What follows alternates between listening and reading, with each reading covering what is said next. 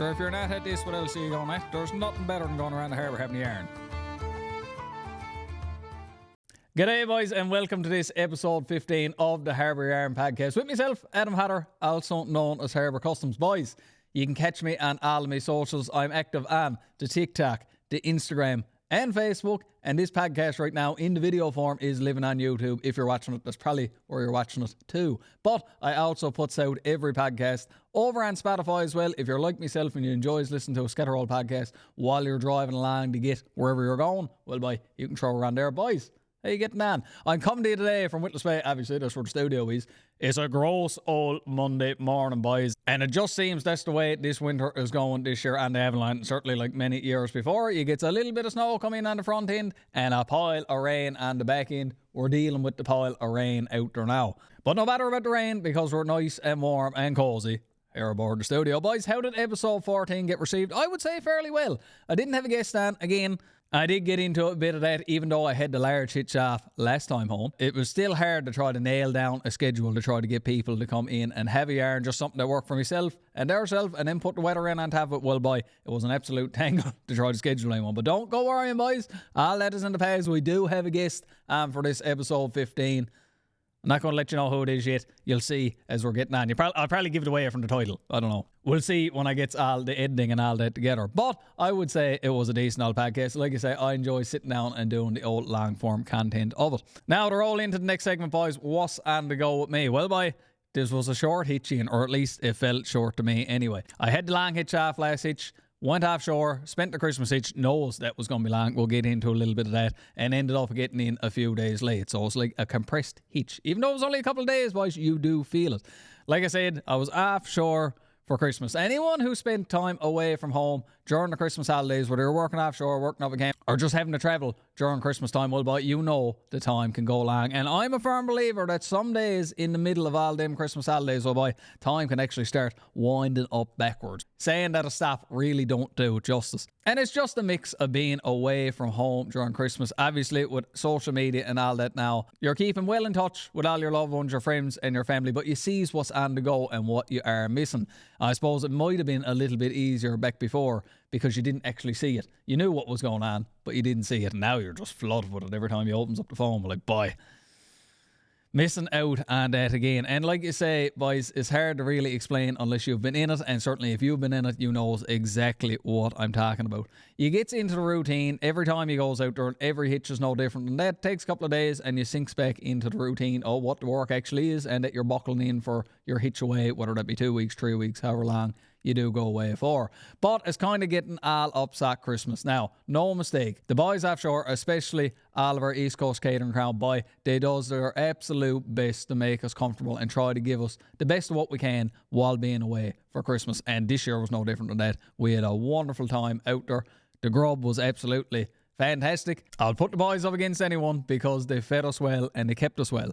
But there's no trouble to say, 'tis not home. And it gets pretty easy to go dwelling on the fact that you are missing a lot of the holidays while you're gone, especially when you're making them phone calls back and forth to home. I called in Christmas morning, falling asleep because I was on night shift. Little girl was excited now to open up her presents and all that. But just in saying that there, I mean, you take it even 10 years ago when I first went offshore, you wouldn't really be able to reliably have a FaceTime home. And really, even before that, probably 15 years ago when I started going off, geez, it was hard enough to get a phone call, let alone imagine a FaceTime. Geez, you take 4 or 5 minutes to try to load a picture up on the screen. So we're after coming a long way. No doubt that do make it easier, but I guess in some ways it do make it a little bit harder too because you're actually seeing what you're missing. It is part of the gig, boys, and like I've long been saying these past few years, there's pros and cons to everything. You got to take the cons with the pros. Unless you find a job that's all pros, in which case, I'd say you're doing well. Hold on to that one. Now, to top that whole Christmas hitch off, I did end up getting in late. Travelling in the wintertime offshore is not easy. Certainly travelling offshore any time of year is not easy, but certainly in the wintertime, it seems like a couple of scenarios all combines together and usually start stacking days on top of one another.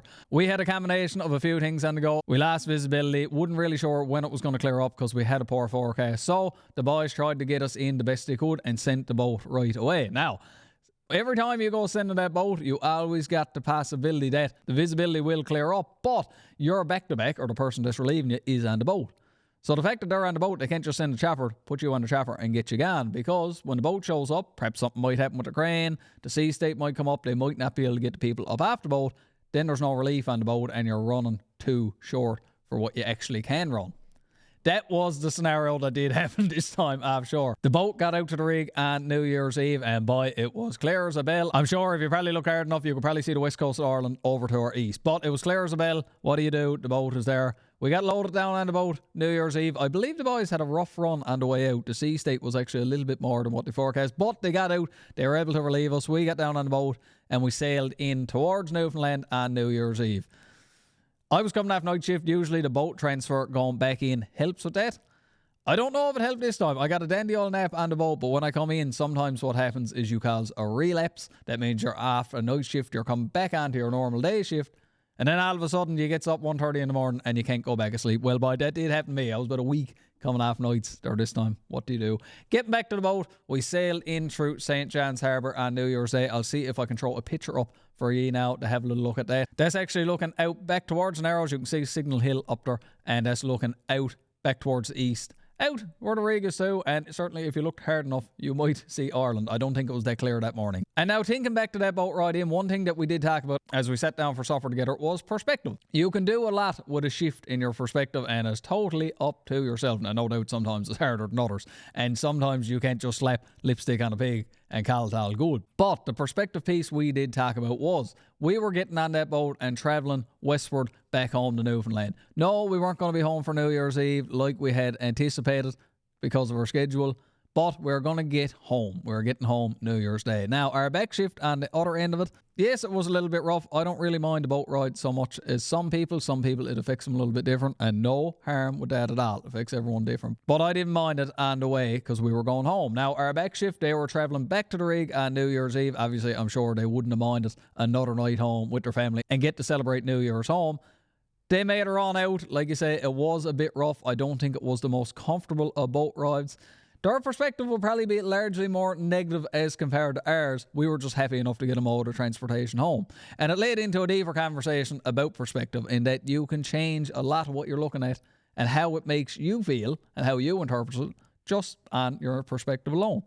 We're getting a little bit deep into the weeds there now with that, boys, but just a message to pass along to you. If stuff don't seem to be going quite right or quite the way that you envisioned it, well, boy, just try to shift your perspective around. It's not going to save you every time, but every now and again, boy, it might make it a little bit easier on the head, and boy, I think we can all go for that sometimes. So I finally did get in. We didn't celebrate Christmas before I left because I left on, I think, the 9th or the 10th of December, so we celebrated as soon as I got back in. That was the best kind. The little girl was happy to have 2 Christmases, there's no mistake. Santa Claus come twice. But like anyone who was home Christmas time, there was the shocking dose of the flu or something making its rounds. And me arriving back in on New Year's Day, well, boy, the little one was just after getting over it, and the wife was absolutely smothered with it. Now, I always says I got an immune system, I mean, like a 99 Cavalier, and coming off a night shift, that don't help it either, boys. So I did manage to catch the little dose of it. Wasn't so bad as what a lot of people had, I will say that. Knock on wood, but it did take me out there for a couple of days. But I did bounce back from that fairly well, and I got at a bit of wrenching. I got the side-by-side out there, had that completely ripped apart, had the dash out of it and all that. I wanted to add some exterior lights and some interior lighting to them. That was the story, boys. I don't know if I did a little bit of short form on that, but I'll let you into it. I started at it probably after dinner. Whatever I was at in the morning, I was at something else. Started after dinner. Took me a good while to get it all done and tidied up. Now, I had it all tidied up just before I put the dash back on top of her. I said, I'll try it out. Went and sparked it all up. I had one set of lights that was on continuously. Didn't matter if I turned the switch on or off. And the other one, the switch wouldn't work at all and wouldn't turn the lights on. 5 o'clock in the evening, I wasn't very happy with it, boys. Now, it was a simple enough problem. There was a difference in the colour coding between the 2 wire harnesses, so I was able to quickly fix it. But I'm going to tell you, when I started her up and I see one switch on and wouldn't turn off and another one off and wouldn't turn on, it wasn't a great outlook, boys. But we have her all done now. The inside and the outside lights is working perfect, and they're looking pretty sharp too, I must say. Done a bit of wrenching on the skidoos, was helping a few fellers out trying to get them sleds ready to go over to the west coast, or a couple that was coming back from the west coast and just wanted to make sure they were solid. Done a little bit of that. I didn't get over west myself. It's just the way the schedule laid down there this time. The weather was a little bit iffy, and I didn't really have anyone to go travelling with. Our trip is booked for my next set of days off. I think in the last week that I'm home, we have a few people that's going to head over. So hopefully, fingers crossed, the conditions starts to improve a lot over there, and then he hangs on for us. Because, I mean, we're talking about a good span of time now. You're talking 5 weeks away. We could have summer, spring, fall, and winter all in that 5-week timeline.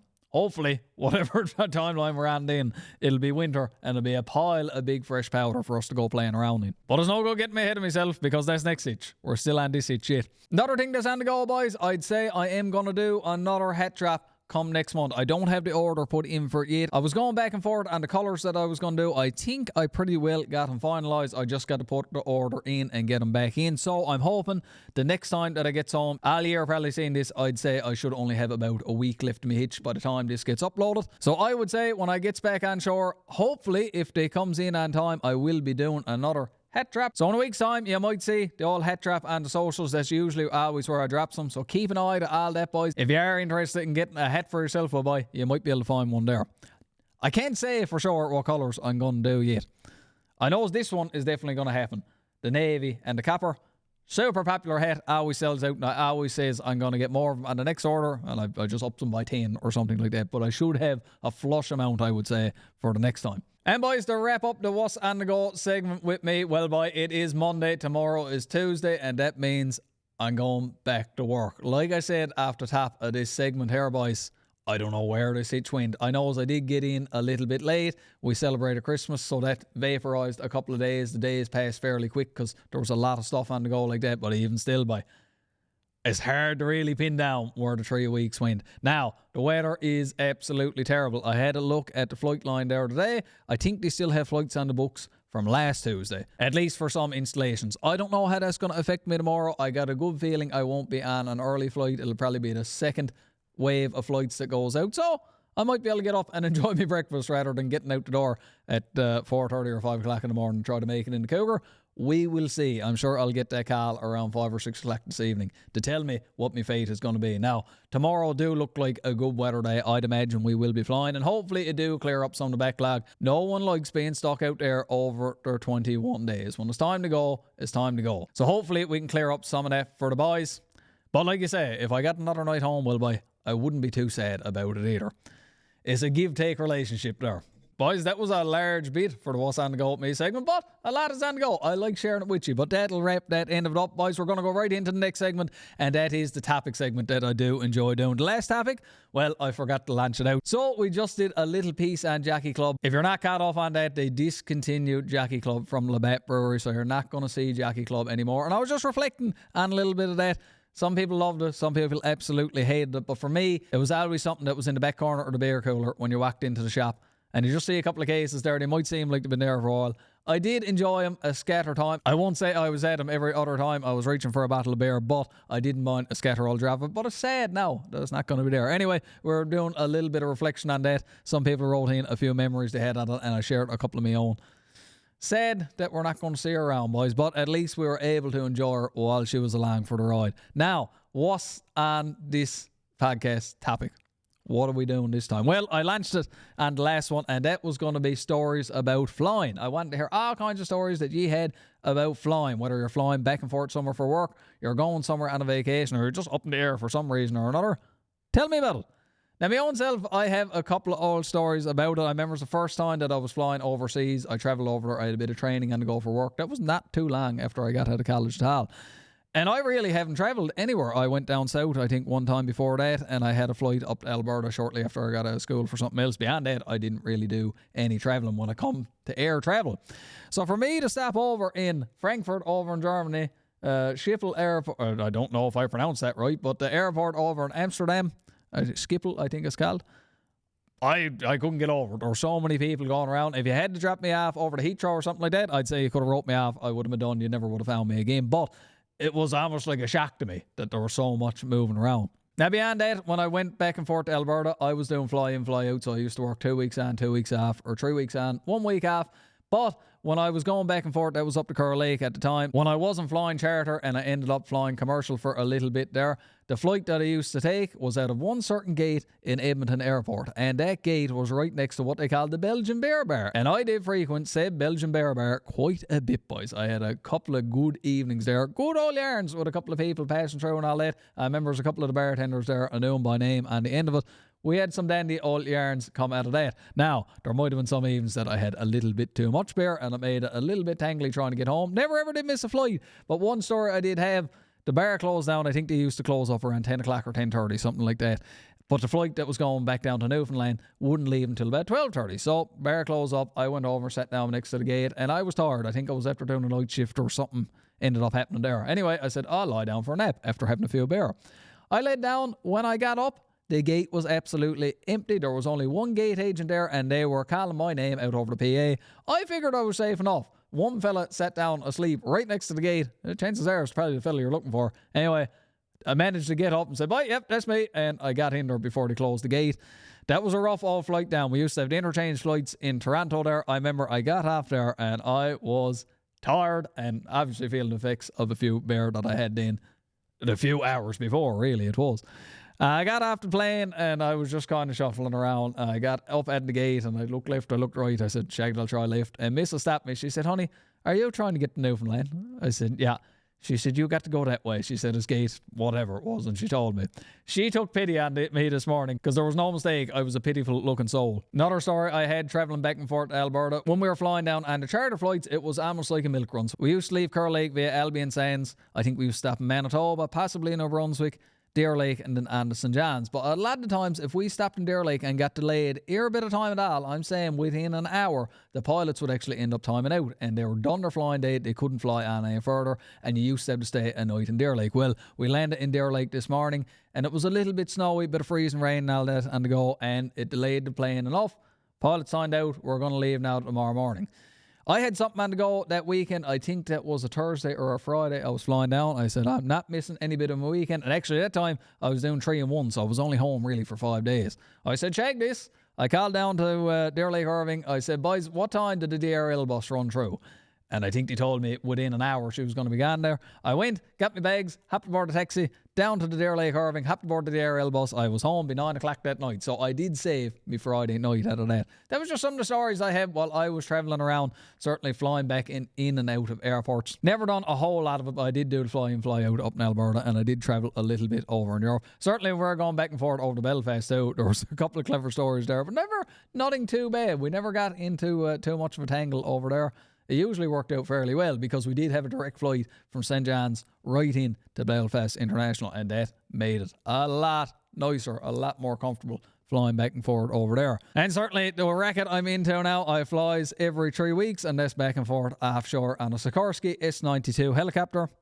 Not a whole lot to tell you about that one. You goes in, you does your stretches, watches the flight video, gets in your big flight suit, which is like a big old wetsuit, and then straps yourself aboard the chopper for about an hour and a half to an hour and 40-minute run out to the sea rolls. 3 weeks' time.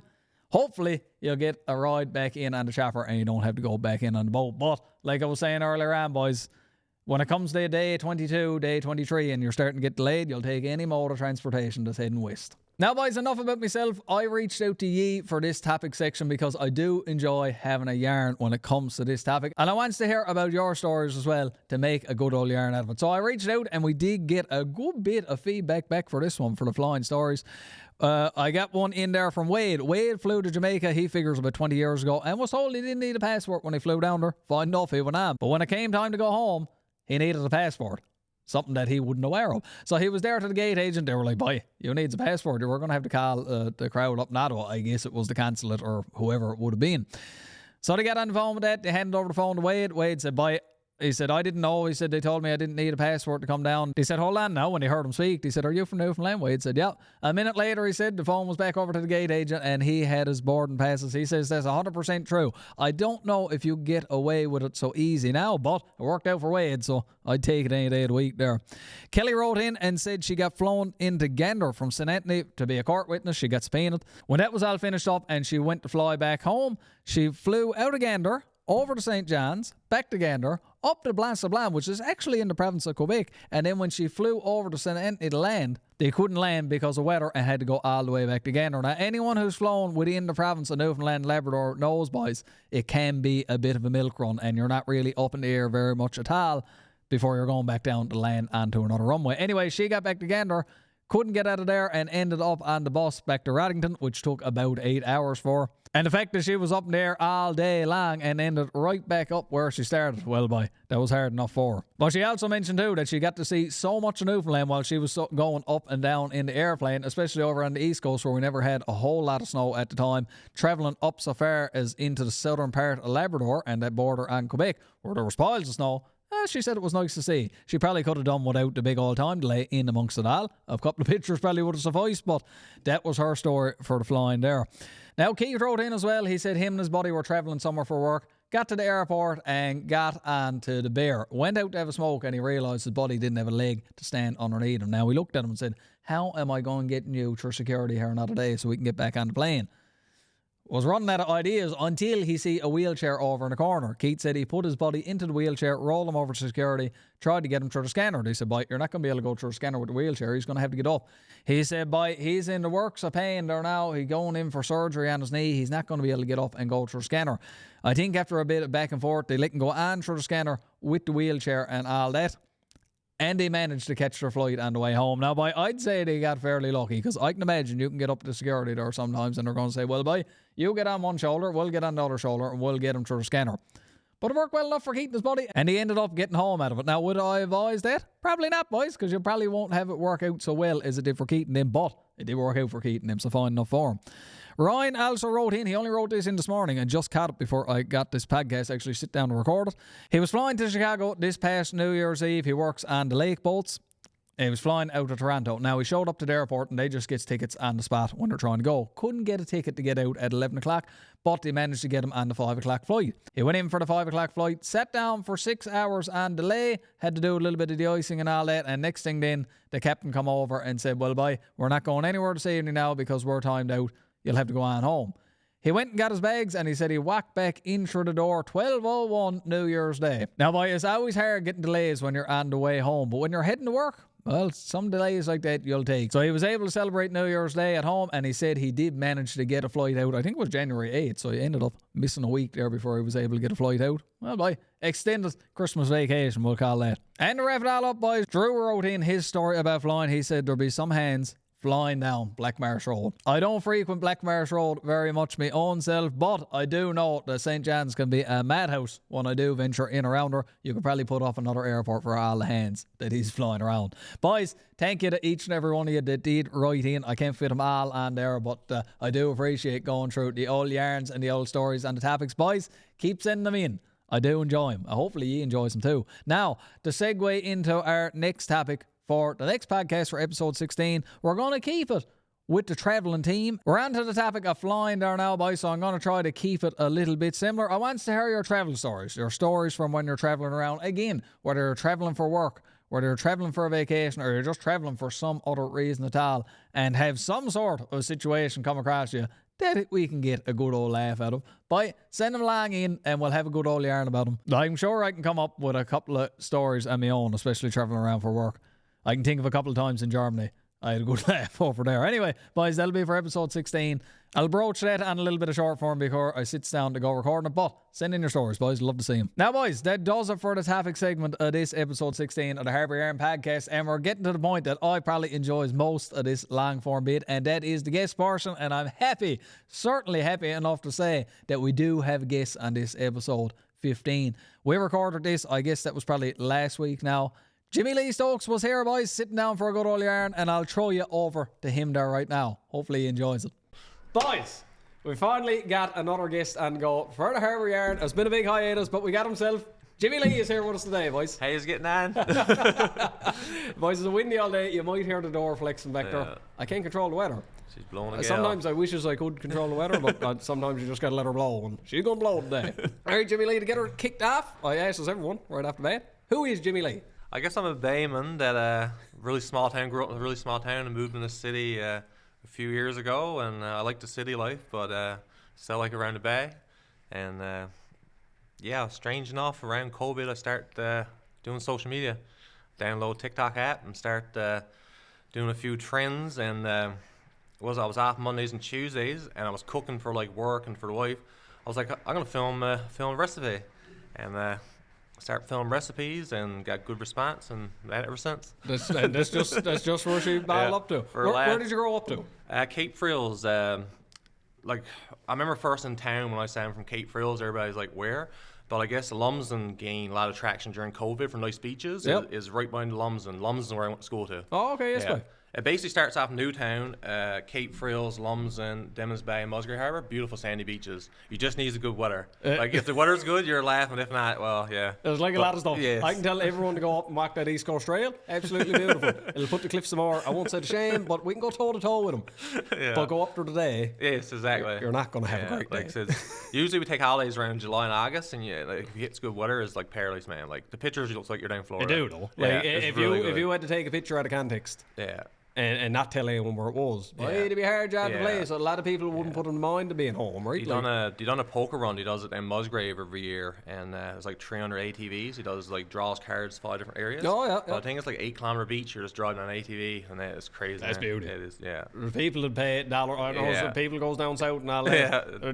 For the big day Yes. excursion. Oh my Jesus! Yeah. And we got it right in our backyard. Yes, right? man. When did you move into St. John's? When did you make that transition? I say back in 2004. When I finished high school, I moved in town right after that, around 2004. Did you find it hard moving in St. John's from like being out around the bay so long? Because I always say Witless Bay was the sweet spot because we're far enough that we're outside town. That you're outside town, but it's not a big deal if you got to go into town. No, but like obviously Cape Frills. I'm bay. Oh, yeah, like, you're like, out there. Like, was it the only time I got Tim Hortons at KFC with mother and father at a doctor's appointment in Gander? Yeah. Like, you know what I mean? Like, I remember seeing somebody post a post saying, like, the best ice caps is around the bay. And I'm like, around the bay? Like, where I'm from is a gas bar with a coffee cup and you got to bring your own milk and sugar. Yeah. Like, you know what I mean? We don't have Tim's or Starbucks. Like, that was like a big thing for me when I moved in town. Like, it's different altogether. And there's a few things that we say that's different. Like, I don't know if you say it. Like, I used to say going to my father's store. Yep. Not a shed, as a store. Yeah. The store where you buy groceries, we call that the shop. And like the front step is bridge. Like Yep. I'm going, I mean bridge. I remember I was working one day and I said, Scott hurt himself today. He fell down his bridge. And everybody looked at me very weird. And I was like, what? He fell down his bridge? It was icy. They're like, what the fuck's a bridge? And I was like, what? And I was like, the front. bridge, right? Yeah, The the front bridge. And they're lines. like, front step. I was like, go on, man. Like, yeah. But that, like I have built a social media presence on a lot of that because Newfoundland is so, I won't say she's not special to her own self like that because it's much the same in Ireland. Like it changes as she goes around, but her slang changes a lot too. And up here you wouldn't say you wouldn't hear someone say bridge very often. No. Shop scatter time. Yeah. Up the store, calling that the back shed. I had never heard that except when I was growing up. I spent a lot of time down in St. Bernard's. That's where my mother's from. Yeah. And that's what Pop called it. Up the store. Yeah. And we go up the store and unload up a bit of wood. Looking store for getting darts So or the something. same thing, but even though it's so far removed, say where you're up to, like say Cape Frills, Lumsden, and all that, we're talking about down St. Bernard's and Bjorn Peninsula, it shares that slang, even though it spans a lot of different distance, but then wrap it around to someone who's from Hampton, someone who's from here up shore, you don't use that section of slang.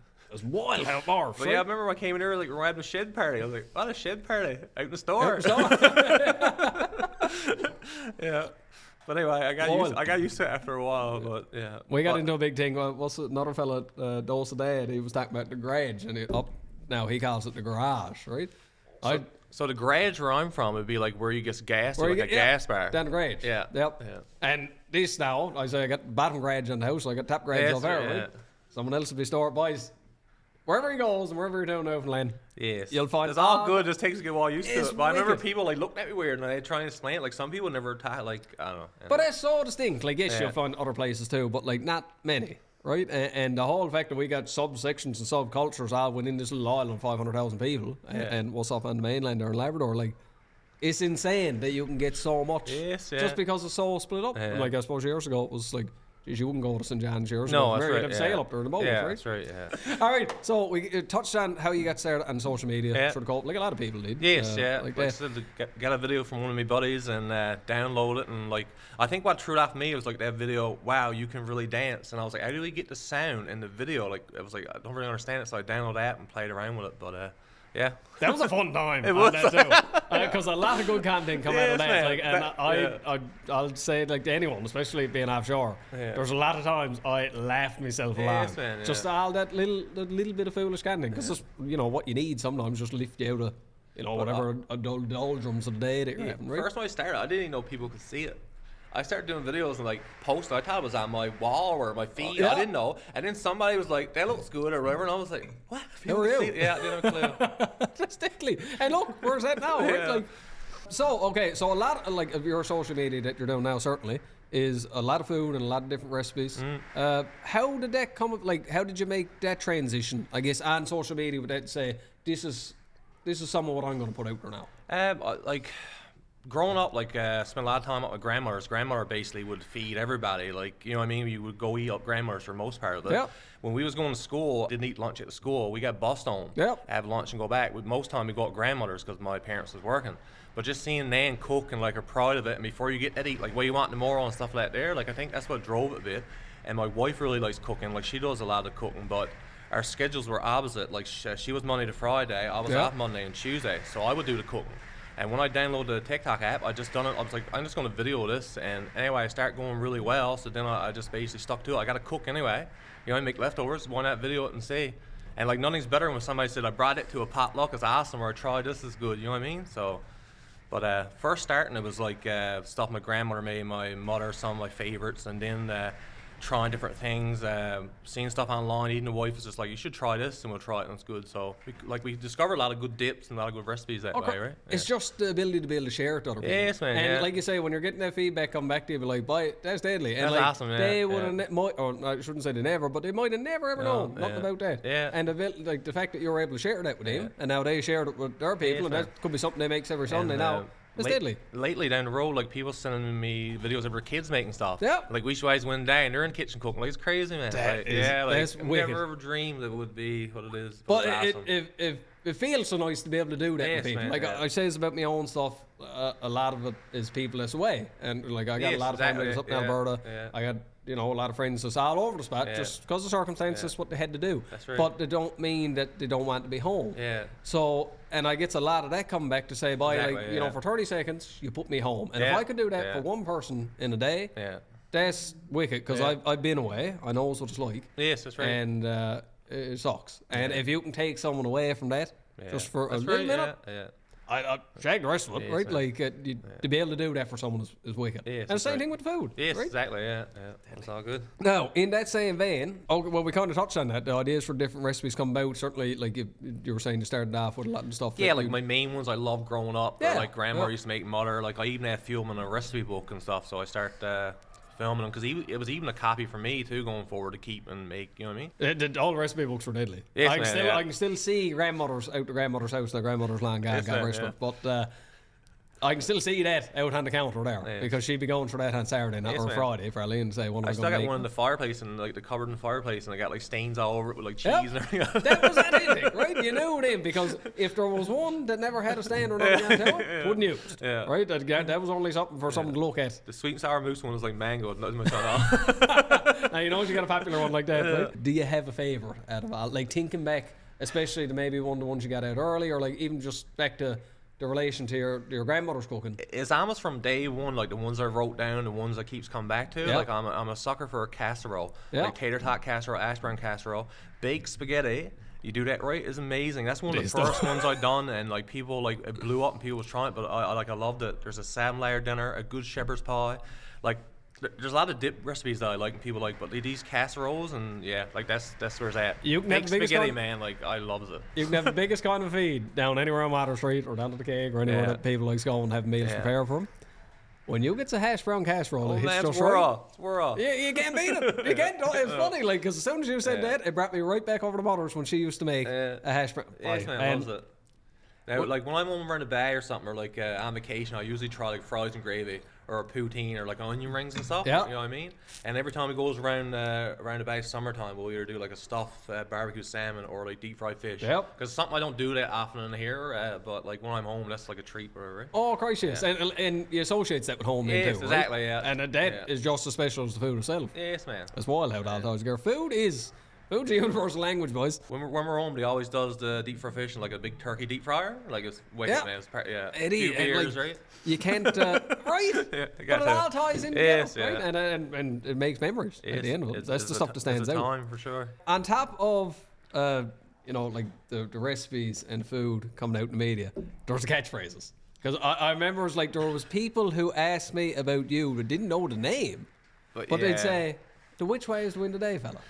Yeah, the like stuff I used to say, like I don't know, I never taught, but like which way is when the pear's perfect with Diet Pepsi. Yeah. Every time I go to Costco now, I was like, buddy with the membership. But the which way is win day is like basically for my grandmother.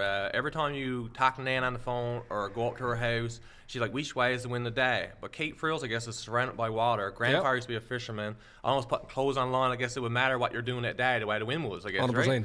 But like she kept on it, and like all the family used to laugh about it. But I think she came in St. John's one time, stayed with us, and she's like, Jimmy, which way is the wind today? And I don't really like pay attention to that or care. And St. John's like, I'm not sure, Nan. And she said, oh. So she was talking to her sister Phoebe in Claremont. She's like, which way is the wind day? She said, I don't know. She said, I asked Jimmy, he don't know either. And I just started laughing. So when I start my videos, I was like, I want to keep like something Newfoundland about it. So I was like, go home, your mother got buns, or some day on clothes. Yeah. So this day I was just like, which way is the wind day? And I said, that's a part of like family, part of Nate. I said, I'm going to keep going. And that's what I started off every video with. And that's how most time people see me and they be like, which way is win the day? And I even got her sweater for which way is win the day, their Christmas and everything. So yeah. That's amazing. Yeah. That is a genuine wicked origin story for that. It is, babe, because if it checks all the boxes, but it is not made up. That's real, right? But I always want to say something like, not like open a video with like the same line every time, but I want to say something like Newfoundland on the first, but like someday on clothes. But that there, like I start with that, and I was like, no, I'm gonna do this. You know what I mean? Yeah. That is. Did you think it would catch on? No, like never. The catchphrase. Never. I didn't think I'd be at this long as I am, and I didn't think it'd catch on. But it's crazy. It's insane. Yeah. Because, like you say, there's people who might not be able to recall your name right off the bat, but the boys will ask me out to work. Yeah. Buddy with Diet Pepsi. Yes, that's right. Yeah. Right, and that sticks. And because I said the same thing to the Outhouse boys that were here. Yeah. Like the Newfoundlander versus, like, right, sick. That, like I said, boy, like you don't know what vein that you're going to strike when you're at some of this stuff, but like that's stuck. And it's still, boys still says that out there. We're talking 15 years on Yes, now. man. Like, Me buddy Greg, good friends of mine, he showed me Newfoundland versus videos. We used to watch them all the time. Yep. So then the boys actually reached out and want me to do a video with them. So I went to Justice, man, you got to do a favor for me. And he said, what's that? I said, I want you to say salt and vinegar. And he done it for me. And I sent me buddy like a meter day, right? I was like, we grew up on that, man. Like, right? Yeah, it's awesome. What? That was another question I had with it. Like when you're out and about, obviously people see you, they notice you, because Newfoundland's a small spot. Yes. And content goes far more. Yeah. How does it feel when some of them come? Because I know it was when you're walking by, someone bawls out that to you. How does that feel coming back to you? It took me a while to get used to it, but like some people was like, I don't mean to bother you, but can you take a picture of my daughter? Or I just want to say hi. Like I loves it. Like you're taking time of your day to come see me and say hello. Like you don't realize like this is just crazy. You know what I mean? It's a shock at first. It was crazy. First story I got was like I was doing TikTok. Like TikTok was an app I didn't think anybody knew me was on. So I started doing TikToks, right? And being half silly and doing stuff, like nobody knows me on this. Never would post a face people know you. So anyway, I was doing it for a while, and I remember I was down the park with my dog Daisy walking her, and there was a missus on the line. She's like, you're the guy on TikTok. And I just turned blood red, man, put my head down and booed her home. And that was years ago. I was just like, didn't know how to take it. But then slowly, like people, you know what I mean? I just got used to it. Yeah, and you don't. Like, I started it as a bit of a laugh kind of thing. And then it grew a little bit. And then I started thinking, I was like, Jesus, boys at work sees this. I said, they're going to fleece me. I'm not going to hear the end of it. And then it got a little bit bigger. And, you know, then I kind of owned it. I said, this is... I just stopped caring about what people think. That's what it comes down to. Yes. For me. And we went to Belfast with boat. So the whole boat crew, all of us went to Belfast, and we were just there going around the city. And Belfast is not a huge, it's a big enough spot, but like small at the same time. And we'd be going around and people would be picking me out. They're like, you're the fella from Newfoundland who's over here traveling. And the boys were looking, they're like, how is this gone over here? And then they kind of realised like how far, and I realised how far it was gone. It's crazy. You can't comprehend it. Like, no, but at the start of it, it was just like, Jesus, this is a little bit weird, right? But then, like you said, you know, anyone who's picking you out or they just want to have your arm with you, they're taking time out of their day. Yes, man. And like, I've never like they're apologising to doing. me and everything. I was like, what are you going to do with the picture anyway? It's like, it blows my mind. But like, yeah, I appreciate it. Like people like what I'm doing that much to come over and say hi. Like, right, and like it's wild that actually. I remember as I was walking down through Belfast, Donegal place, fella balls out like, hey, And like 12 o'clock at night, walking straight to Belfast by myself, trying to get back to the hotel. I'm like, oh Jesus, what's time to go? Buddy looks at, you're that fella from Newfoundland? I said, yeah. He said, you want to go get a beer? Turned around, I said, where do you want to go? He picked out a bar and we sat down and had a wicked yarn with him, right? Wicked, like, man. It was awesome. But just the ability to like put media out there, it led to that yarn. I would have probably never attacked that fella. He would just see me as another fella on the street. That's the only thing I was talking about, like, first when TikTok was on the go and they were saying, like, they're spying on us or TikTok's a bad app and all this stuff. Like, man, you wouldn't, like, believe the amount of nice people I met during this, through this app. And, like, you know what I mean? Like, amazing people. And, like, they're, like, first starting off, like, Newfoundland TikTok was so supportive. You had your own little community and everything. Like, oh, my God. All the big creators. Yes, man, you picked them all out. And it was a space that you could bounce ideas off people and what worked, what didn't like, work. It was so supportive and like it was own little group. Like I had nothing bad to say about it, and I like all the good people that you met. You know what I mean? But it do lead to a lot of them wicked good interactions. It's the only thing I bring up too, like growing up, like you're in high school, you're trying to wear the right clothes or fit in. You care so much what people think, and even like starting off with this, you care. But that's the best thing is like letting go of that. Like if I could tell my younger self something, like is like don't care what other people think. At the end of the day, it don't matter. Like people don't care that much, and you're so caught up in it. The only one that's hurting and the only one who's stressing about it is your own self, right? Yeah. But when you're starting like that, you don't. Oh no, right? man. No. Jimmy, it's funny you say that now because I feel the same way about it. Like a bunch of foolishness, but you don't realize until because I often do say that if you had to go back to 2018 or before all this and say you're going to be at this in so many years' time, I would have laughed you at the room. Yes. I said not a chance. Even my family can't believe it. I love carrying on with the boys, but like that's the boys. It's in your circle. In terms of doing that to a larger audience or people I don't know, I was you're foolish, not me. I'm not going at that now. No. For Jesus, it's the biggest kind of a laugh, right? Yeah.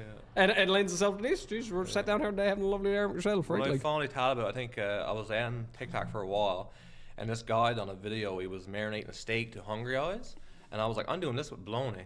So I done the song like dancing with bologna, and anyway, I done the video and posted it, and I think I was at work, and my buddy Scott was like, Cape Charmaine shared your video, and I was like, what? And he's like, yeah, you're dancing, cooking bologna. I was like, no way. Anyway, and the wife wrote me, said, Jimmy. I was like, wow. I was like, sorry.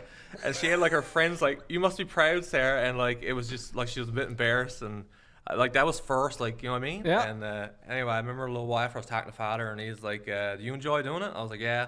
And he's like, you're making people smile, man. Who cares? You enjoy it. So it's like very good. So after that, there is kind of like, you know what I mean? It went on, right? Yeah. I don't know. It's just deadly. But like you say, when you're at it first, I think like Jessica see me at all this, and I don't know if she really knew what to make. But then when we went over to Ireland traveling around, because like I was in Belfast, but then we went down through the Republic of Ireland traveling. And where were we to? There's a couple of places I got picked out, and she was like, you weren't like shaking around while you're talking. Like people actually do know you. Yeah. And we went up to Galway, and we got into late because we done Cliffs of Moher. We were trying to get into our Airbnb, so it was like 7 in the evening. We found a car park, dumped the car off, and when we got out, there was a phone on the ground. Like it was a brand new Samsung phone. And she said, Jesus, Adam, she said, I can't go leaving it there. She said, like, someone's going to go on with it.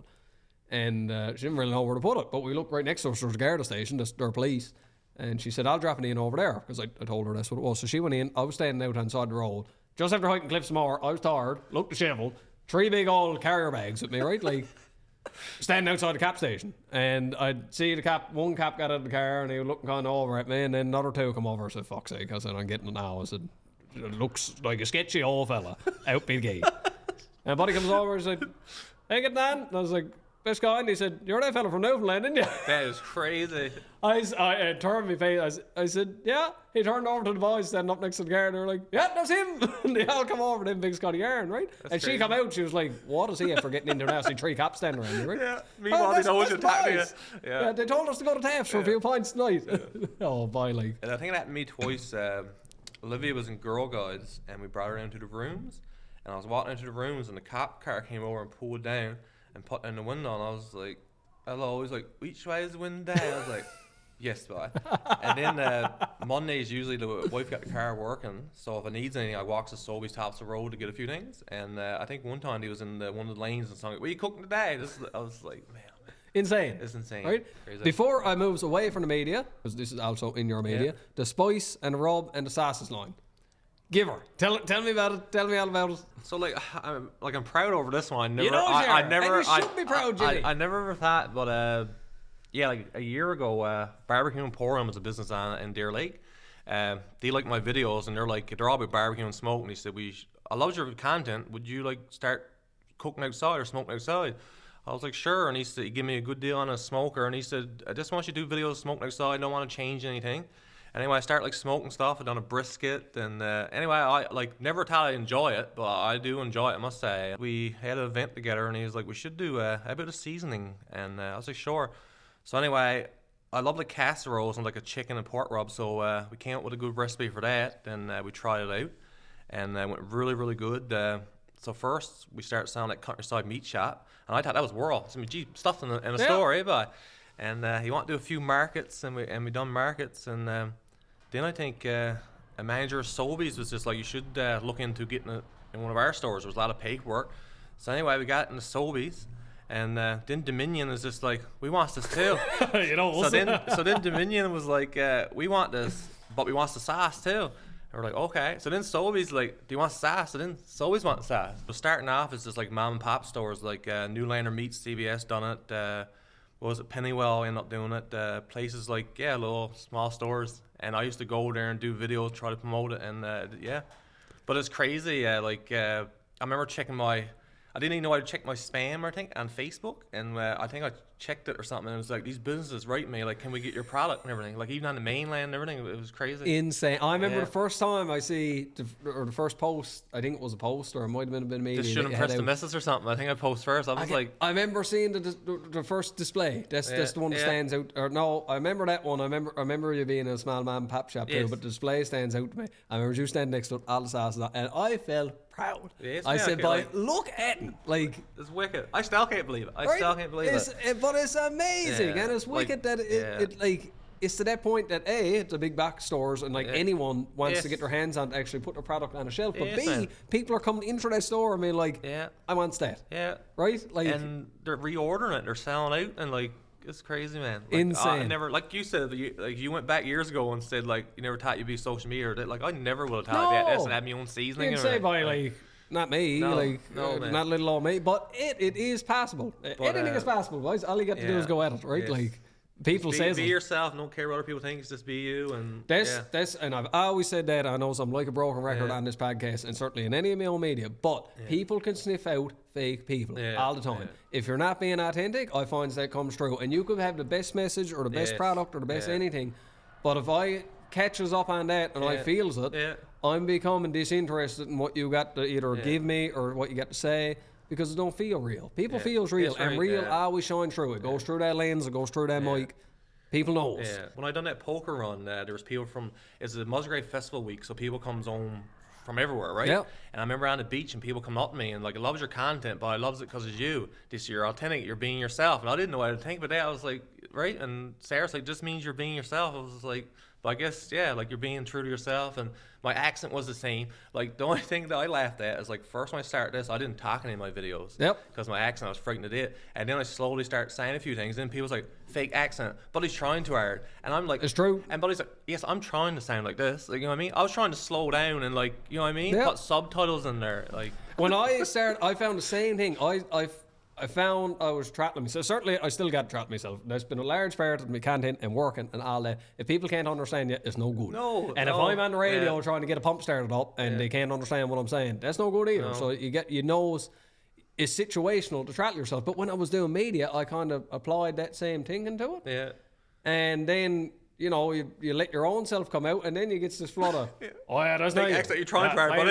Cringy. Yeah, that's British in Newfoundland. I was like, what are you talking about? Yeah, I'm like, and then, and you know what? I put a little bit of water in those comments first, because you do, because I reads everything. And eventually, it was just like, you're allowed to have your own opinion, and that's great. Yeah. But I'm going to keep being me. Yes. You can keep being you. If that disturbs you, you keep on having the day that you want to say. That's the only thing I was saying to this. Like, don't let the comments bother you. Like, regardless, especially when it like be pushed a bit, or like, I know you got your followers, but when it be pushed, you like, I was the other way. When I start seeing these bad comments, like, oh, the video's gonna do good, because you know, like, it's being pushed. You know what I mean? That's true. But that's the only thing. I know a few people like deletes it and gets caught up in it, but like, No, like I just find it funny, learns to laugh at it, and like don't let it bring you down. You know what I mean? You're gonna get it regardless. You're like, gonna get like it. some of them was funny. Like I just learned to laugh at some of it. At the end of the day, people are people, and Yes, there's man. really great people, but there's people on the other end of the Yes, spectrum just too. there, and man. They're just there. They're just along for the ride, right?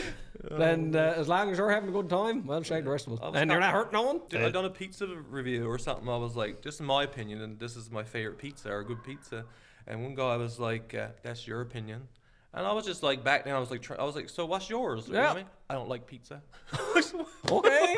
So what are you coming for? Go get a burger. Yeah, like- I'm gonna guarantee you don't have to be on TikTok or Facebook or any of them social media platforms for someone to be judging you. No, that's Because right. Yeah. anyone around your harbour or wherever you're to, Yeah. there's someone gonna be talking about you. But if your name is in their mouth, that's a good thing. That means they're talking about you. Yeah, and beyond that, as long as you're having a laugh, I always says to people whenever they ask me, Yes. "Oh yeah, you're still at the old TikTok and that." Yeah. I'll be at it until I'm not having a laugh. Yes, And the day yeah. I'm not having a laugh, you won't see me on there no more. Because I was even thinking about the summer, actually. I was like, how much longer is I doing this? I was like, I turned 40 this summer. I was like, I'm going to be 40 making videos.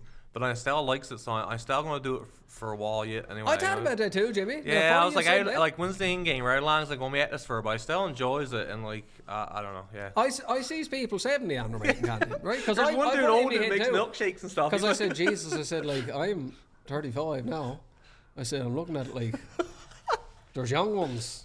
So young. Yeah, And then, like, yeah. and there's stuff, there's all kinds of slang now that I don't even understand Yeah, because exactly, yeah. I'm gapped out of a generation, Yeah, probably yeah. 2 at this point. Yeah. But then I thought about it, the same kind of thing and the same reasoning I put to just doing the content. Yes. The age don't matter. No, man, if you enjoy it. As long as you're having a yeah, laugh. that's right, yeah. Supposing I'm 70 now telling you I'm going to be putting rollers in this electric skidoo or the Yes, floating right, skidoo yeah, that we got. Well, yeah. shag it. As long That's as I'm right, having a yeah. laugh.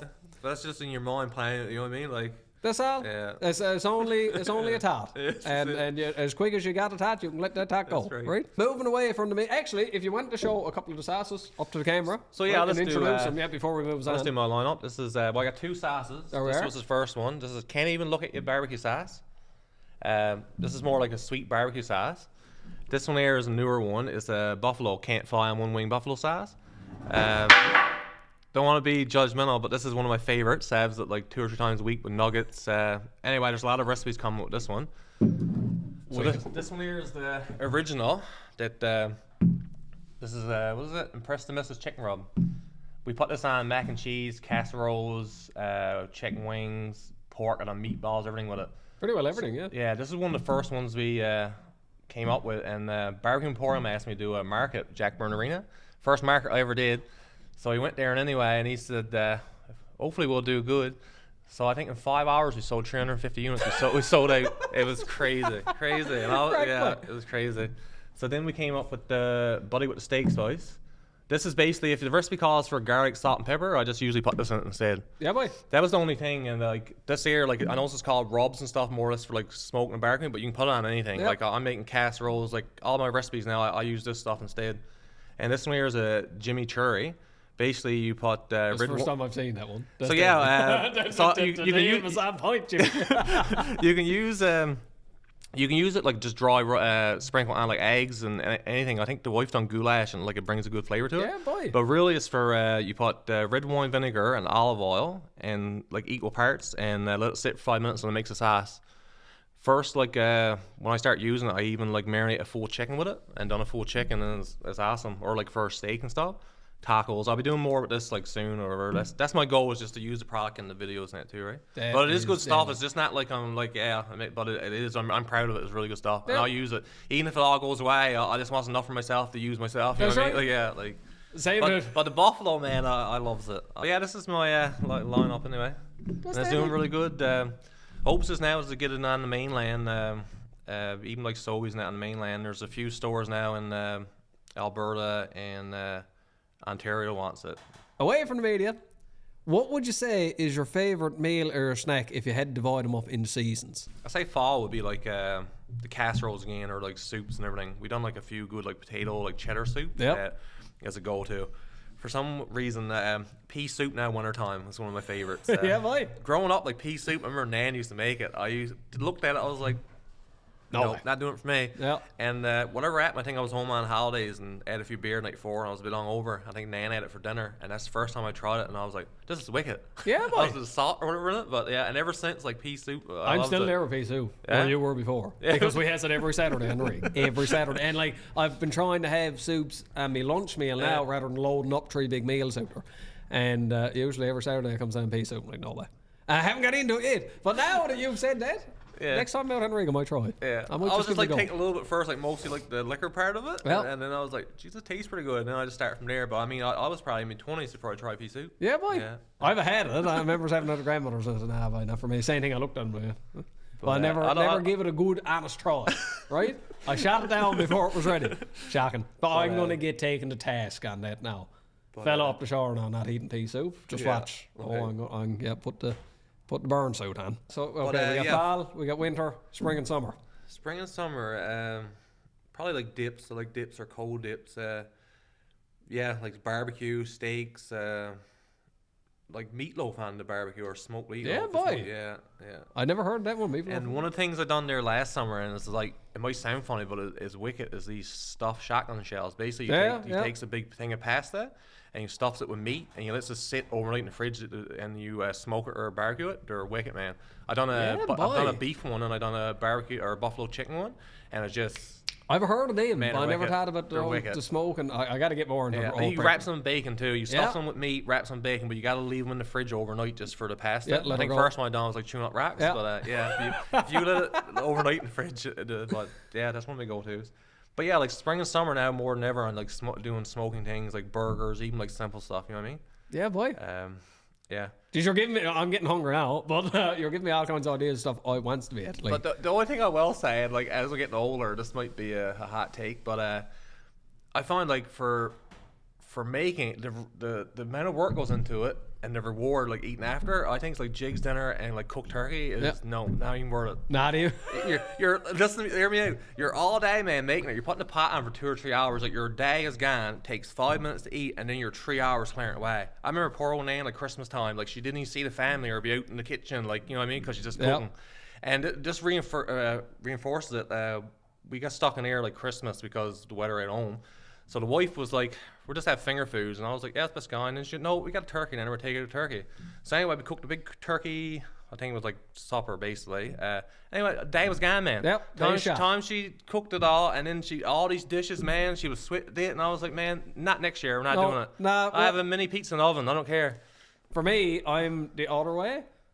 Like, I remember when Jessica was up, she was off on the mainland for a few months there, working in New Brunswick. So I was home when I come on turnaround by myself. Yeah. I used to prep all my meals. I was into a good working out phase in my life then.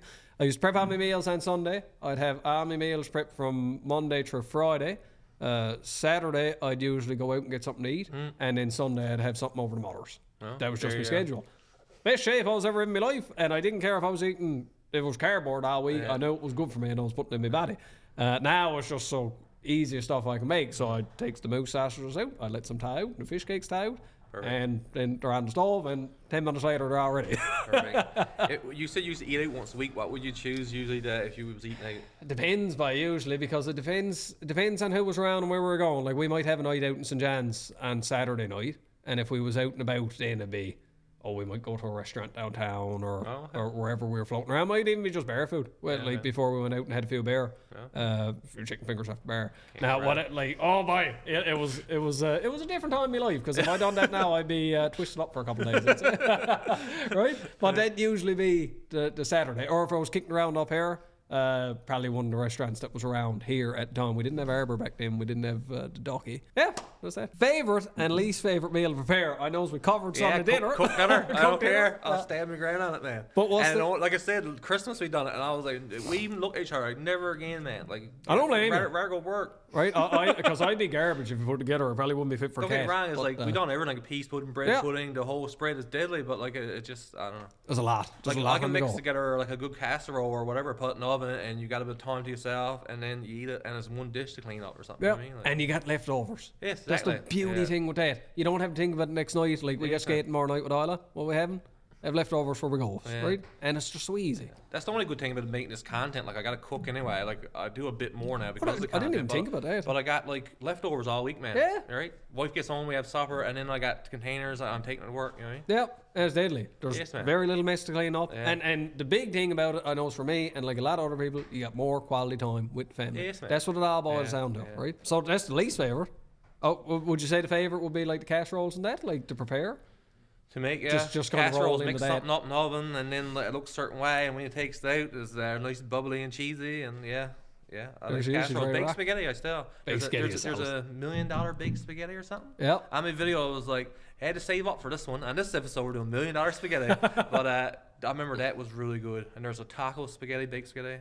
But yeah, casseroles, baked Taco spaghetti. baked Yeah. spaghetti sounds wicked. Yeah. Jessica made that to that $1 million mac and cheese because there was Gruyere into Yeah, it and yeah, a couple yeah. other things. Yeah, wicked. That was rich. Like it was heavy. But There was a like, few it was dips calls for Velveeta cheese too, and even Oh, mac yeah. and cheese and some more Velveeta. That was good too, man. Yeah, boy. Yeah. There we go. It's not cheap, but I said me and the wife went halves on this one to buy Velveeta or something. good. That's deadly. Before I moves out of food, because I Yeah. got one question beyond that. Your favorite feed to have when you're at home, but also when you're like if you're ordering a feed versus when you're at home, because the at home one you're going to have to prepare for yourself. It's going to look Yes. different than what you'll order on a night out. I say at home for like the amount of time it takes, and then like how easy it is. Like all the factors is like Yep. a good wrap, like a good wrap. Yeah, or you know what I mean? Yeah, no, 100%. I don't like. Or quesadillas or a good wrap or something Yep. like that, like a buffalo chicken wrap or a Caesar wrap, or even lately I'm doing like chopped bagels. You get a bunch of stuff, chop it all up, and put it on a bagel. Even that like it does the Yep. trick really quick, right? But like to this day, I'm still like a bayman. I love like fries and gravy, or if I'm going somewhere, I'm like fish and chips, or like you know what I mean. It's If I hard go to pass to- it off, isn't it? Yeah, like 100%. yeah. I went out the If other I'm night. going to another spot, I'm trying your fries and gravy. I went out. We went out to the Bigs the other night, and we just we ran out of time, and we Yeah. said we'd not got enough time. We goes home, so we'll just go out and get something to eat. I said we haven't been up there. It was close to where we had to go next, and I got in there, and I just wanted something quick, so like chicken burger, and I looked. I said, "Geez, they get poutine there, and they cheese curds." And when they states they got cheese curds, I said, "That's probably good That's poutine." very good. Yeah. It's hard to walk away from it, It and then is, I'm yeah. judging you on your gravy because I'm like, "How good is your Yeah. gravy?" I must mention chicken wings too. I'm a big fan of chicken wings, even like eating out and making Yeah, them at home. either way. And I remember the first time I done them on the smoker, like it takes a long time, like low and slow. I remember having one, man. I just like fall off the bone. I was like, man, oh man, this is wicked. Yeah, I never had one smoking. I was hooked after that. Yeah, Like, boy. Yeah. What are we doing for like a spice or a sauce? Like, would you toss them in a sauce or are you dipping? So if I'm, We're getting into it. I got a bad like, I'm guessing the state. So like we used to go to Bigs and like wing night. I guess dry spice because I you can't look at me. I'm No, covered. Like you'll be if not- demolished if you're- but if you're I'm doing home, wings. I'll put like I'll do them first and then put sauce on them in the smoker and put them back for like 5-10 minutes. Yeah. Because the sauce is sweet. If not, it'll burn up. So that's the last thing you put on it. Put it back for a little bit. But you'll put them on like was it like 220 for like 2 hours, cooking with seasoning on Yeah. it, and then put sauce on, put them back for like 10 minutes, and man, oh man. Thinking about that, and before, because I'm getting astray now, but the hot sauce challenge, how did you find that? Because I've been there too.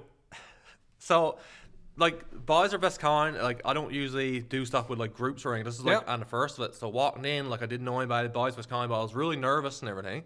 And like that might have took away some of the hotness in the ring, right? But I remember Yep. the first few wasn't bad. And to my point, I always get in the state, so I was more worried about like sauce on my face and Being stuff, fooled, right? yep. I take a friggin' paper towel and start like there, right?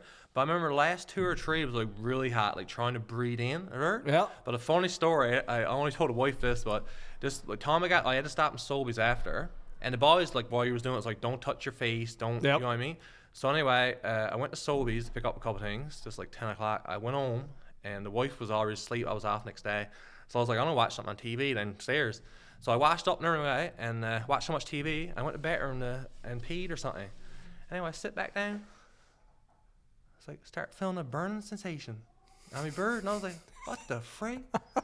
And it must be where I like the Yep. pee and everything. Anyway, I had to go get water and everything. I was sagging. I was like, "What the frig?"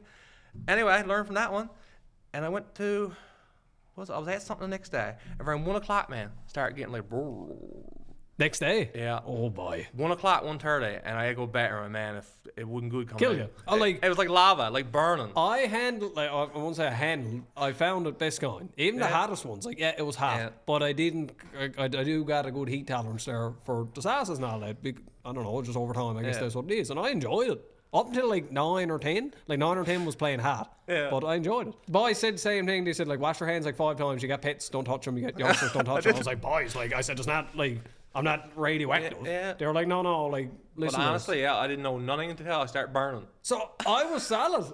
Went on the same thing. I got back around 10 or 11 o'clock that night because I drove back up shore. I got home and went on to bed. 1 o'clock that night. 1 o'clock. I felt me God.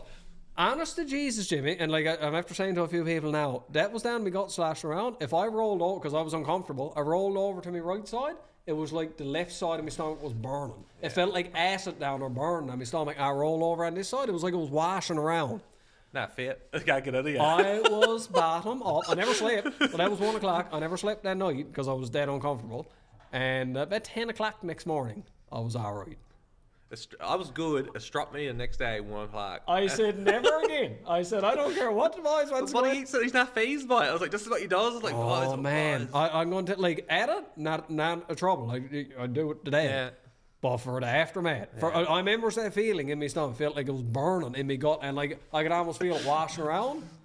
I said, "You foolish." But I didn't know because I never had like hot sauce that before. I didn't know I would take it. And I saw videos. One fella was crying and everything. I didn't know, but like that part, like the last couple, just like trying to talk and stuff was a bit bad, or like breathing in. But I done pretty good, like because the boys are like.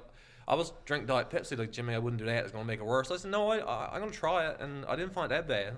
I just found, like you said, the next day worse. All right, before we wraps her up, for yourself, what's your favourite place? What do you think of to relax or unwind or just have some time for yourself, just to unplug and just be you? Weird enough, like, when I'm from around the bay, like, I used to spend a lot of time outside just to freedom and stuff. Yeah. So, like, even, like, for walks or something, we live close to Barring Park, so we go in the park walking, find that relaxing. Or even like the old East Coast trails, stuff like that there, just like getting out and getting fresh air.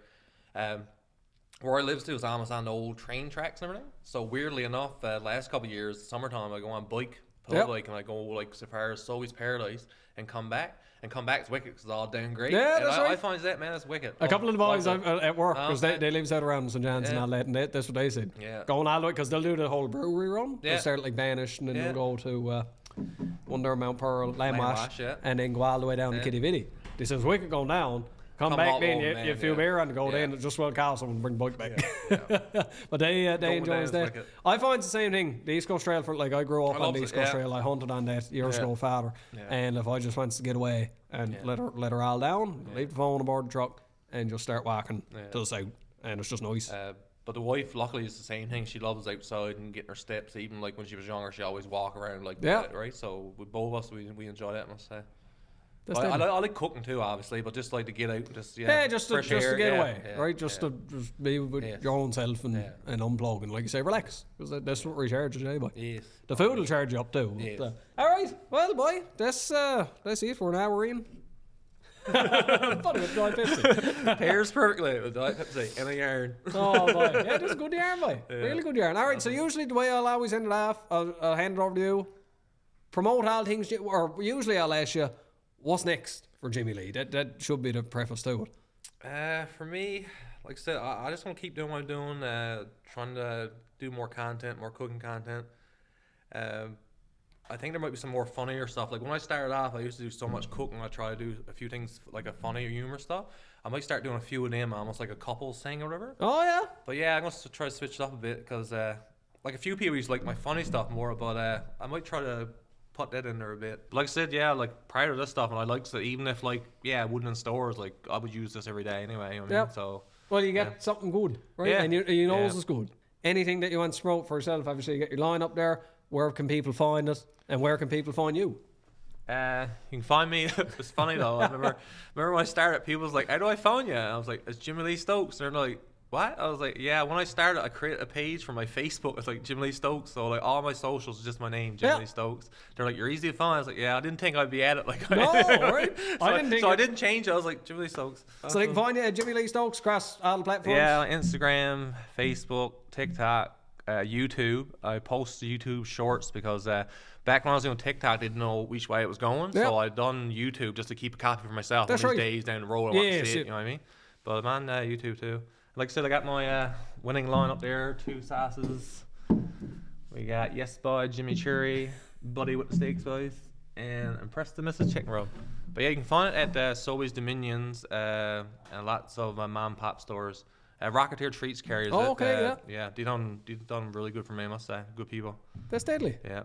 All right, boys. Well, listen, get out and try some of it. I can't wait to try myself. Yeah, right? I know that buffalo one is. It's all good, but like I said, I don't know what it is this one here lately. Like I drinks it. Oh, I can't wait to get first with chicken. I can't. Like, I know that's the first thing that's going on, right? So boys, get yourself out, give him a try anyway, because I mean the man himself, he knows how much cooking that he's at, and what he do put out is delicious. And so the man is saying it's good. Chances are it's good. Like I said, thanks for all the support too. I must say I appreciate it. Thanks for all the follows, likes. I don't post much about the followers or but I do appreciate it, and you know what I'm saying. Like it's really, really good. I've long said when I started, because people asked me about it, and like different stuff I went on, and talking to people and all that. They say, what's your goal for followers or all this, and I always tried to maintain it wasn't about the numbers. No, but I've tried to say in the past little while, it's okay to celebrate them little milestones too. Like I hit 30k the other day on Instagram. I said, that's cool. Like I don't have a plan to reach 100k. No. But I don't know how I feel about it. Like, congrats, I reached this here. I don't want to or brag about it or something. That's weird, but I am thankful for it. You know what I mean? That's right. Like it's okay to be able to celebrate them little milestones, and because it just means that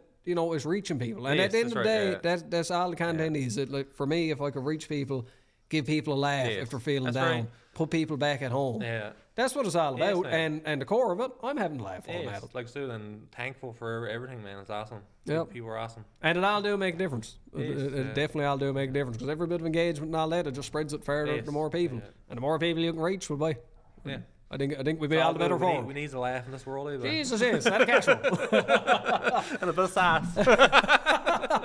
Yeah, you can never be too sassy. No, that's right. Oh, boy. Sassy bugger. Jimmy, wicked yarn, boy. And boys, that was Jimmy Lee Stokes. What a dandy old laugh I had with him, boy, I tell you. Such a solid fella. That was the first time I actually met Jimmy Lee, and like you saw there, boys, we had a dandy old yarn. Now, I'm hoping to keep the momentum going with this guest portion. I do have a fine stack now to try to get people up here for a yarn, and hopefully I can keep that going next hitch when I get in. Don't know who it's going to be yet. I'll reach out to them all and see who works out the best there for their schedules and all that, but hopefully we can keep her going here now, because that was a dandy old yarn with Jimmy. Moving on to the last topic of this Harbour Yarn podcast, boys, and that is the VOCM topic of the week. I had a little browse through there last night when I was doing up the running order for this podcast, and I couldn't really settle on one, so I picked two small stories. Twofold, boys, we're having for the VOCM topic. The first one is the St. Mary's Town Council was advising people closest to the fish plant to evacuate before the storm that's coming, and it's on the go today. We are going to get a fine bit of wind there today.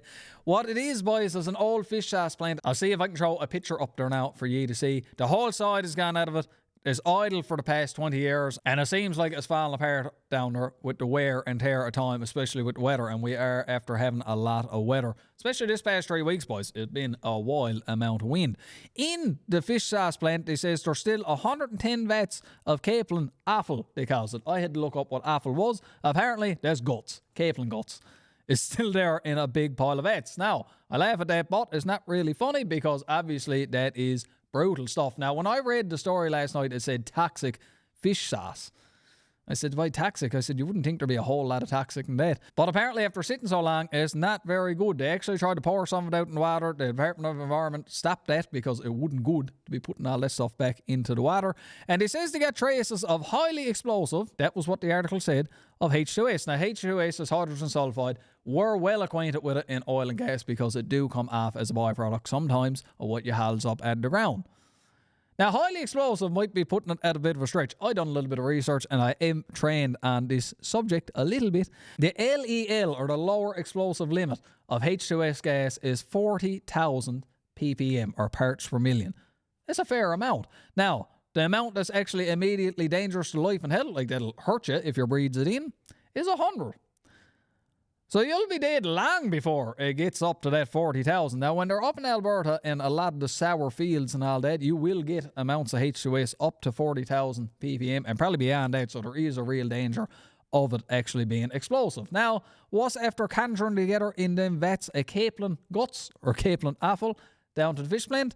I don't know if you're going to get up to 40,000. Well, perhaps if it's there 20 years, it could build up. I'd probably be more concerned about going around and breeding it, getting it in. You probably want to be under BA if it's that bad down there. Anyway, They wants to try to get everyone away from that. With the wind and all that, it's hard to say what's going to happen to the fish plant. If it falls down, it could break open all the vets and end up making quite the state. And I don't say anyone would want to be around for that. I haven't heard nothing about it yet this morning, but the wind haven't picked up yet. I think it's going to be more of an afternoon into the evening thing. So hopefully that fish plant stays together down there, and I suppose eventually they'll have to come together with some sort of a plan. They get the 110 vets of the capelin guts out of there and put it somewhere. I don't know. Perhaps you might be able to use that for like a biofuel or something like that. Truck it all up to come by chance, sir. I think they were doing biofuel before. You should be able to dump that into a couple of separators, but you might be able to make the best kind of fuel out of that. There might be another vein for the capelin fishery to go into again. You never know. Now, that's the one story I did take a bit of interest into, but the other one, a short one, but I did get a good laugh at it. There was someone stole a side-by-side down on the Burin Peninsula a couple of nights ago. Now, they heard a big bang. They went out side-by-side scan. So they called the cops. The cops showed up. They were investigating that. While they were there investigating the stolen side-by-side, they got another call from another house. They said, "Boy, there's someone out in our hot tub. We don't know who it is. Can you come try to get him out of it?" The cops showed up and they found the stolen side-by-side. This was a missus who stole the side-by-side from one crowd, drove it somewhere else, I suppose found a hot tub outside of someone's house and said, "Yeah, that's going to be a good thing for me to go at now." Jumped after side-by-side into the hot tub. I don't know how she thought that was going to end for herself. Obviously, it didn't end out too well for her, because she ended up getting arrested, but that's how it did end up. Now, what did get me interest on this story, boys, was the tagline that VOCM did put out on it, and said the individual found themselves in hot water. Whoever come up with that tagline, boys, you're going to have to get an award sometime for this year, because I thought that was deadly. It gave me a big old laugh. No more to that story than that, though, boys. The biggest part of the laugh I had was Mrs. finding herself in hot water because she was in the hot tub. I don't know, just work. VOCM is an absolute gem. Well, boys, that'll do it for the VOCM topic for this Harbour Yarn podcast. And with the end of that topic, boys, we come to a close this day in episode 15. Boys, I always do say it. If you made it this far to sit down and actually have a listen to what I have to say, I thank you. I do appreciate you for following along. Like I say, I do enjoy the long form content, but the fact that someone actually will sit down and watch it or listen to it, well, boy, it do mean something. Like I said, after the top of the podcast, boys, you'll find me on all my socials. You can get me on TikTok, Instagram, Facebook, and this podcast right now is living on YouTube as well as over on Spotify in the audio form. So there's no mistake, boys, I'm readily available. Myself now, I have to get the garage all closed up and ready before I goes tomorrow.